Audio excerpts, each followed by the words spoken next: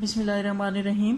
Lecture 11 کا دوسرا حصہ ہے پاکستان کی خارجہ پالیسی کے بنیادی مقاصد یا بنیادی اصول۔ پہلے ہم نے اس لیکچر کے پہلے حصے میں فورن پالیسی کی ڈیفینیشن پڑھی تھی اور خارجہ پالیسی کے بنیادی اصولوں یا بنیادی مقاصد میں سے پہلے دو کو دیکھا تھا۔ ایک اس میں پہلا تھا نظریہ پاکستان کا تحفظ اور دوسرا تھا پاکستان آزاد خارجہ پالیسی۔ تو پاکستان کی خارجہ پالیسی کا بنیادی اصول یا مقصد یہ ہے کہ پاکستان کسی بھی ملک کے خلاف دشمنی، بغض، عناد کے جذبات نہیں رکھتا، بلکہ وہ سب کے ساتھ امن و سکون، دوستی اور محبت کے ساتھ رہنا چاہتا ہے، اور پاکستان یہ بھی چاہتا ہے کہ تمام تر جو جھگڑے ہیں باہمی ان کو پرامن طریقے سے بات چیت کے ذریعے طے کیا جائے، اور کسی طرح کا بھی فساد، جنگ و جدل یا اس طرح کے کام نہیں کرنے چاہیے جس سے دنیا کے سکون کو کوئی نقصان پہنچے۔ اس کے بعد اگلا تیسرا پوائنٹ ہے یا تیسرا اصول ہے یا تیسرا مقصد ہے قومی مفاد کا تحفظ۔ کسی ملک کی خارجہ پالیسی کے خد و خال متعین کرنے کے لیے اقتصادی، تاریخی، سیاسی، جغرافیائی عوامل کے ساتھ ساتھ قومی مفاد کا تحفظ بھی ضروری ہوتا ہے اور لازمی عنصر ہوتا ہے۔ خارجہ پالیسی کوئی جامد، سالڈ یا بے لچک چیز نہیں ہے کہ اٹھا کر اس کو ایک جگہ پہ رکھ دو اور بس یہ فار ایور ایک دیوار کی طرح تعمیر ہوگی اور اب یہ ہل نہیں سکتی۔ نہیں، اپنے مفاد کو، قومی مفاد کو مد نظر رکھتے ہوئے جہاں پاکستان دیکھتا ہے کہ اس کے قومی مفاد کو فائدہ پہنچ رہا ہے تو وہ چلتے ہیں اس کے تعلقات، لیکن جہاں پہ ذرا سا بھی اس کو یہ شک ہوتا ہے کہ اس کی قومی مفاد کو یا جو فورن پالیسی کے عوامل ہیں ان میں سے کسی کو کوئی ٹھیس پہنچ رہی ہے تو وہ فوراً اپنے قدم پیچھے بڑھا لیتا ہے۔ تو اسی وجہ سے کہا جاتا ہے کہ خارجہ پالیسی جو ہے وہ اس طرح کے مستقل بین الاقوامی تعلقات نہیں ہیں، بلکہ یہ اس طرح کے تعلقات ہیں کہ آج اگر دوستی ہے تو وہ کل دشمنی میں بدل سکتی ہے، اور اگر آج دشمنی ہے تو وہ کل دوستی میں بدل سکتی ہے۔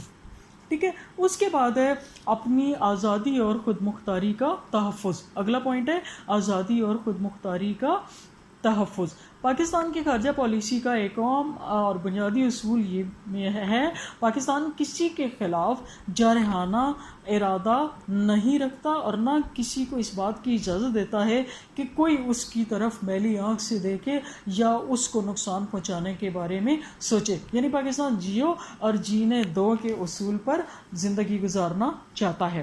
اگلا ہے جی اقوام متحدہ کے چارٹر پر عمل۔ پاکستان اقوام متحدہ کے چارٹر کے ساتھ پوری طرح متفق ہے اور اس کے مقاصد سے پوری طرح اتفاق کرتا ہے۔ ان اصولوں اور مقاصد کو پاکستان نے اپنی خارجہ پالیسی کا اہم ستون بنا لیا ہے۔ پاکستان نے ہمیشہ اقوام متحدہ کے چارٹر پر پوری طرح اور سچے دل سے عمل کیا ہے، بلکہ اپنے وسائل سے بڑھ کر اقوام متحدہ کی سرگرمیوں میں حصہ لیا، اور جہاں جہاں بھی اقوام متحدہ دنیا میں قیام امن کے لیے کوشش کر رہا ہے یا جب کبھی بھی اس نے کوششیں کی تو پاکستان نے اپنی مقدور بھر جا کر کوشش کی۔ بہت سارے ممالک میں قیام امن کے لیے جب اقوام متحدہ نے اپنے فوجی بھیجے تو پاکستان نے بڑھ چڑھ کر اپنے فوجی دستے روانہ کیے، جس طرح کہ صومالیہ ہے، بوسنیا ہے، ہرزیگوینہ ہے۔ ٹھیک ہے، اس کے بعد اگلا پوائنٹ ہے کشمیر کی آزادی۔ پاکستان کی خارجہ پالیسی کا ایک اور بنیادی نصب العین مسئلہ کشمیر کا منصفانہ حل تلاش کرنا ہے۔ پاکستان کشمیر کے عوام کو حق خود ارادیت دلانے کی حمایت کرتا ہے۔ کشمیری عوام گزشتہ 53 برسوں سے بھارت کی غلامی اور ظلم و ستم کا شکار ہیں۔ اسے بھارت کی غلامی سے آزادی دلانا پاکستان اپنا قومی فریضہ اور اخلاقی فریضہ سمجھتا ہے، اور جب کبھی بھی کوئی انہیں موقع ملتا ہے تو وہ ان کی آزادی کے لیے جا کر دنیا کے سامنے ہر فورم پر جا کر آواز بلند کرتے ہیں اور ان کے ساتھ اپنی دلی ہمدردی رکھتے ہوئے ان کے لیے ہر طرح کی کوشش اور ہر طرح کی قربانی دینے کے لیے ہر وقت تیار ہیں۔ اگلا ہے عالم اسلام کا اتحاد۔ پاکستان ایک اسلامی ملک ہے اور وہ شروع سے اس نصب العین پر قائم ہے کہ یہ اسلام کا گہوارہ بنے، کیونکہ پاکستان اسلام کے نام پر ہی حاصل کیا گیا تھا، اور مسلم اب وہ چاہتا ہے کہ وہ یہاں پر مکمل طور پر اسلام ہو، رائج ہو، اور مسلم دنیا کی رہنمائی میں بھی پاکستان اپنا کیا کرتا ہے، رہنمائی کے لیے بھی اپنا فریضہ سر انجام دینا چاہتا ہے۔ اور پاکستان کی یہ خواہش ہے کہ دنیا کے تمام اسلامی ممالک جو ہیں وہ یکجا ہو کر رہیں، اسپیشلی ان حالات میں جب کہ اب تمام دنیا کو یہ پتہ چل چکا ہے کہ دنیا کے وہ ممالک جو اپنے آپ کو سپر پاور کہتے ہیں، غیر مذہبی طاقتیں ہیں، جیسا کہ برطانیہ ہے، امریکہ ہے، تو یہ ممالک کبھی بھی اسلامی ممالک کے یا اسلام کے دوست نہیں رہے، بلکہ یہ اسلام کو اور مسلمانوں کو انہوں نے ہمیشہ اپنا دشمن ہی سمجھا ہے، اور وہ بظاہر یعنی اندرونی طور پر کیا ہے، وہ ان سے خائف ہیں، انہیں یہ ڈر ہے کہ کہیں اسلام جو ہے وہ ابھر کے سامنے آیا تو یہ مسلمان پوری دنیا کے اوپر قابض ہو جائیں گے، اور پھر ہماری یہ جو حکومتیں ہیں اور ہمارے یہ سپر پاور کے نام سے جو ہم بیٹھے ہوئے ہیں، ہمارا نام و نشان تک نہیں رہے گا۔ تو اس ڈر کو مٹانے کے لیے، اس ڈر کی بدولت وہ جگہ جگہ ابھرتے ہوئے اسلامی ممالک کو نقصان پہنچانے کے لیے کبھی تو افغانستان میں انہوں نے اپنی فوجیں چھوڑی، کبھی شام کے اوپر حملہ کر دیا، کبھی ایران کو دھمکانا شروع کر دیا، کبھی سعودیہ کے پیچھے پڑ گئے۔ تو اس کی وجہ یہ ہے کہ اسلام کو دبایا جائے، مسلمانوں کو دبایا جائے۔ تو اب جب کہ دنیا کے مسلمانوں کو یہ بات پتہ چل گئی ہے، تو پاکستان نے اپنی خارجہ پالیسی کا یہ ایک اصول بنا لیا ہے۔ اس کے اصولوں میں یہ شامل ہے کہ دنیا کے تمام جو اسلامی ممالک ہیں ان کے آپس میں برادرانہ تعلقات ہوں، اور وہ آپس میں ایک دوسرے کے ساتھ متحد ہوں۔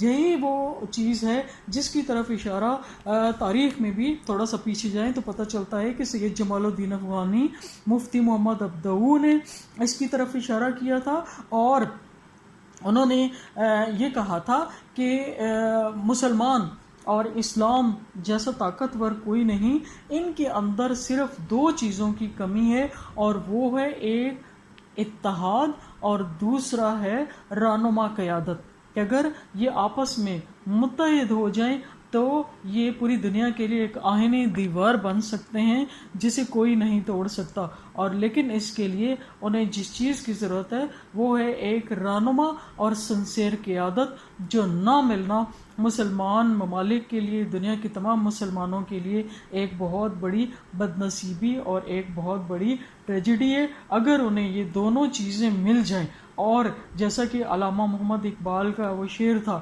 کہ ایک مسلم حرم کی پاسبانی کے لیے نیل کے ساحل سے رہ کر تاب خاکے کا شغر، یعنی متحد ہو جائیں، اور رہنما قیادت اس طرح کا کوئی رہنما مل جائے جیسے قائد اعظم محمد علی جناح تھے، یا جیسے علامہ محمد اقبال تھے، یا مولانا محمد علی جوہر تھے، مولانا شوکت علی جوہر تھے، کہ یہاں پر مسئلہ بنا عثمانی خلافت کا، تو یہاں سے وہ وہاں پر پہنچ گئے اس کو بچانے کے لیے۔ انہوں نے یہ نہیں دیکھا کہ وہ ہمارا ملک ہے، بلکہ انہوں نے کیا دیکھا کہ وہ اسلام کی خلافت ہے، اس کو بچانے کے لیے انہوں نے اپنی جان کی قربانیاں پیش کر دی وہاں پہ جا کر۔ تو اگر آج بھی ایسے ہو کہ مسلمانوں کے درمیان میں اتحاد ہو، وہ ایک دوسرے کے لیے جذبہ رکھیں، اپنے اندر ہمدردی رکھیں، تو دنیا کی یہ جو جھوٹی سپر پاوریں ہیں وہ ایک منٹ میں ان کے آگے ڈھیر ہو سکتی ہیں۔ اگلا پوائنٹ ہے تیسری دنیا کے ممالک کے ساتھ روابط میں اضافہ۔ تیسری دنیا کے ممالک وہ ممالک ہیں جو کہ غریب ممالک ہیں یا غیر ترقی یافتہ ممالک ہیں۔ تو پاکستان کی جو خارجہ پالیسی کے عام اصولوں میں ایک اصول یہ بھی ہے کہ ان ممالک کے، ان غریب ممالک کے ساتھ تعلقات، برادرانہ تعلقات قائم کی جائیں، اور ان کو جو کچھ بھی ضرورت ہو ان کو دیا جائے، ان کی اس ضرورت کے تحت ان کی مدد کی جائے۔ اور تیسری دنیا کا جو تصور تھا وہ ذوالفقار علی بھٹو کے دور میں شروع ہوا۔ انہوں نے پاکستان کو تیسری دنیا کے قائدین میں شامل کر دیا۔ پاکستان نے تیسری دنیا کے ان ملکوں کو درپیش سیاسی معاشرتی مسائل کو حل کرنے کے لیے ان کی بڑی مدد کی. ٹھیک ہے. اچھا، اس کے بعد ہے دو طرفہ تعلقات. پاکستان مغربی ممالک کے ساتھ فوجی اور دفاعی معاہدوں میں شامل رہا ہے، یعنی کئی دفعہ ایسی ہوا کہ انہوں نے معاہدے کیے، لیکن اس مختلف ایکسپیرینسز کی بنا پر پاکستان کو یہ پتہ چل گیا ہے کہ یہ معاہدے مسائل کے حل میں کوئی مؤثر کردار ادا نہیں کرتے، بلکہ الٹا کسی ملک کے مفاد کو ان سے نقصان پہنچاتا ہے کہ یوں ایک ملک کے ساتھ معاہدہ کر کے دوسرے ملک کے ساتھ دشمنی مول لینا پڑتی ہے. تو اس وجہ سے پاکستان نے اپنے آپ کو ان معاہدوں سے الگ کر لیا ہے، اور اب وہ دنیا کے تمام ممالک کے ساتھ دو طرفہ تعلقات کی خارجہ پالیسی اختیار کرنا چاہتا ہے، یعنی اچھے کے ساتھ اچھا تو برے کے ساتھ برا، جیسا کرو گے ویسا بھرو گے. مطلب اچھے آپ دوستی کا ہاتھ بڑھائیں تو ہم بھی آپ کی طرف دوستی کا ہاتھ بڑھاتے ہیں. یہ تعلقات جو ہیں دو طرفہ تعلقات کہلاتے ہیں، اور یہ پاکستان کی خارجہ پالیسی کا ایک اہم اصول ہے. اس کے بعد جو اگلا پوائنٹ ہے وہ ہے انسانی حقوق کا احترام. پاکستان کی خارجہ پالیسی دنیا میں ہر جگہ انسانی حقوق کے احترام کی حامی ہے. یہی وجہ ہے کہ پاکستان بلا تفریق مذہب، رنگ، نسل، زبان، علاقہ انسانی حقوق کا علمبردار رہا ہے. جہاں کہیں بھی انسانی حقوق اور آزادی کی تحریک اٹھی ہے، پاکستان نے ہمیشہ اس کی تائید کی ہے. اگلا ہے آزادی کی تحریکوں کی حمایت، کہ پاکستان نے ساری دنیا میں جو آزادی کی تحریکیں ابھری ہیں ان کی حمایت کی اور بڑھ چڑھ کر ان کی تائید کی. اس کے بعد ہے جی غیر جانبدارانہ پالیسی. غیر جانبداری پاکستان کی خارجہ پالیسی کا ایک اہم اصول ہے. پاکستان دونوں بڑے بڑے دھڑوں، یعنی جو بڑی طاقتیں ہیں روسی بلاک یا امریکی بلاک سے علیحدہ رہنا چاہتا ہے، اور وہ کسی کے اغراض و مقاصد کا اعلی کار نہیں بننا چاہتا. سب کے ساتھ اچھے تعلقات چاہتا ہے، لیکن وہ کسی کبھی اعلی کار یا چمچہ گیری سے اپنے آپ کو غیر جانبدار رکھنا چاہتا ہے. اس کے بعد ہے دنیا میں انسانی حقوق کا فروغ. پاکستان چاہتا ہے کہ دنیا میں انسانی حقوق بحال ہوں اور امن و عاشی کو فروغ ملے. یہی وجہ ہے کہ پاکستان نے ہمیشہ محکوم و مظلوم قوموں کی آزادی کے لیے آواز بلند کی ہے، اور اسی وجہ سے پاکستان نے کبھی کشمیریوں کا ساتھ نہیں چھوڑا. اگلا پوائنٹ ہے نسلی امتیاز کی مخالفت. پاکستان کیونکہ ایک نظریے کے تحت قائم ہوا، اور وہ نظریہ ہے اسلام کا نظریہ، اور ہمارا مذہب اسلام تمام تر جو امتیازات ہیں نسلی امتیازات کی بھرپور مخالفت کرتا ہے. اور ہمارے مذہب میں کسی گورے کو کسی کالے پر، عربی کو اجمی پر کوئی فوقیت حاصل نہیں. تو پاکستان بھی اسلام کے سنہری اصول پر گامزن ہے. پاکستان نے ہمیشہ نسلی امتیاز کی مذمت کی ہے. اس کے بعد ہے جارحیت کی مذمت. پاکستان زندہ رہو اور زندہ رہنے دو کے اصول پر سختی سے پابند ہے. دنیا کے تمام ممالک سے دوستانہ تعلقات کی پالیسی پر عمل کرنا چاہتا ہے. قائد اعظم نے 1948 میں فرمایا، ہماری خارجہ پالیسی دنیا کی تمام اقوام کے ساتھ دوستی اور خیر سگالی کے جذبات سے عبارت ہے، اور ہم کسی ملک یا قوم کے خلاف کوئی جارحانہ عزائم نہیں رکھتے. اس کے بعد اگلا پوائنٹ ہے جی کشمیر کی آزادی. یہ تو ہم کر چکے ہیں. اس کے بعد ہے عوام کی معاشی و سماجی ترقی. پاکستان ترقی پذیر ملک ہے. اس نے اپنی تعمیر و ترقی کے لیے دنیا کے ترقی یافتہ ممالک سے امداد قرضے حاصل کرنے کی کوشش کی ہے. اس مقصد کے حصول نے ہماری خارجہ پالیسی پر بڑے گہرے اثرات مرتب کیے ہیں. اس سے ملک میں غیر معمولی ترقی ہوئی ہے، لیکن پاکستانی عوام پر اس کا منفی اثر یہ ہوا ہے کہ اب وہ ان پر انحصار کرنا شروع ہو گئے. آزادی اور خود مختاری کا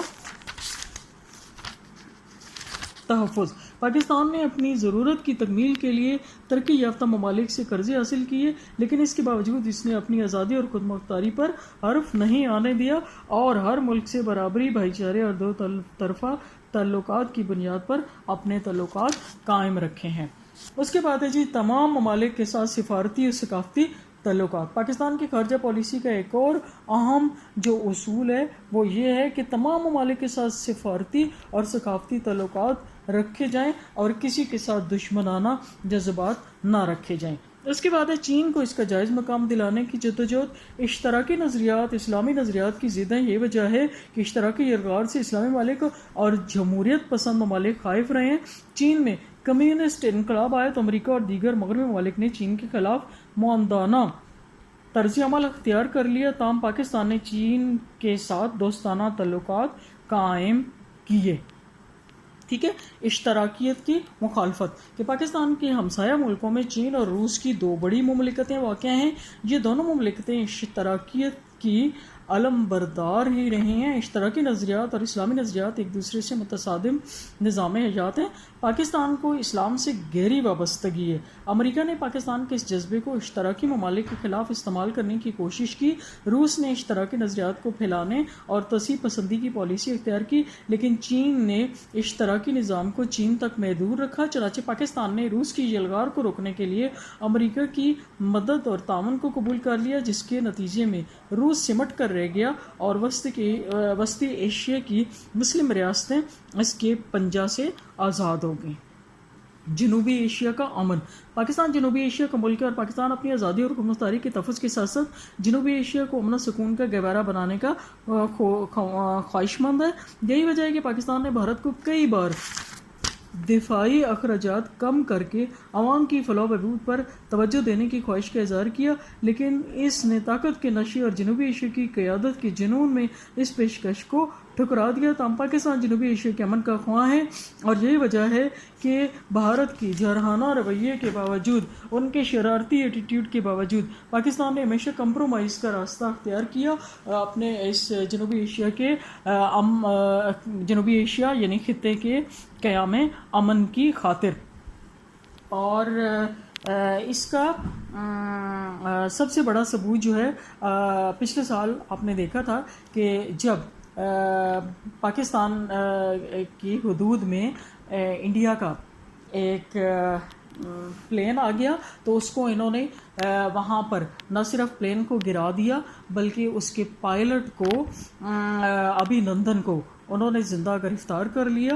اور اس وقت پاکستان کے وہ پاس تھا، وہ اس کے ساتھ جو چاہتے اس کو کر سکتے تھے، لیکن پاکستان نے اس کو کسی قسم کا نقصان پہنچائے بغیر بڑی عزت کے ساتھ دو طرفہ تعلقات کی بحالی کے لیے اور خطے کے قیام امن کی خاطر اس کو بھارت کے حوالے کر دیا. یہ ایک بہت بڑی مثال ہے. اس کے بعد ہے اسلامی ممالک کے ساتھ تعلقات. تو پاکستان ایک نظریاتی مملکت ہے. اس کا اس کے اصول کا بنیادی مقصد کیا ہے؟ نفاذ اسلام ہے. لہذا پاکستان دنیا اسلام کے ساتھ مذہبی، روحانی، ثقافتی اور تاریخی رشتوں منسلک ہے. پاکستان کی شروع ہی سے یہ کوشش رہی ہے کہ مسلم ممالک کے ساتھ نہایت گہرے اور دوستانہ تعلقات قائم رہیں. مسلم ملک سے تعلقات پاکستان کی خارجہ پالیسی کا بنیادی ستون ہے. Thank you.